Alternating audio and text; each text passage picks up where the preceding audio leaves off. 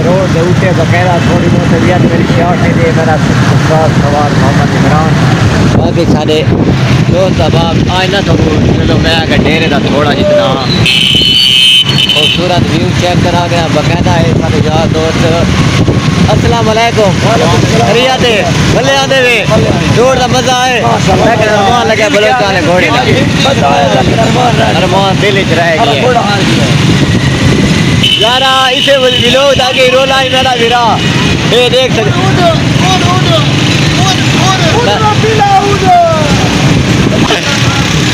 इसे विलोक दा अगे भी रोला ये मेरे दोस्त ने रात दिया होता तो मैं इसे नीचे मनीज गए बन्ने आए जाना है बन्ने गए सारा जेड़ा यो कुछ आए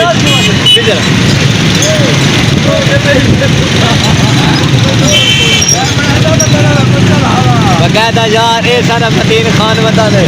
बाकी डेरे का माहौल तुम देख सकते हो यही तेरे को माशाल्लाह बकायदा इस टाइम ना डेरे की खूबसूरती काफ़ी ज़्यादा है क्योंकि अचानक घोड़ा चौक तेरे को सामने देखो एक घोड़े से बना ऊँचे लगे खड़े इनका व्यू चेक करो साथ क्या बात है मेरा इस्माइल खान का व्यू चेक करो बकायदा माहौल चेक करो बिरा खान इतना रश ना हूँ काफ़ी ज़्यादा घाट है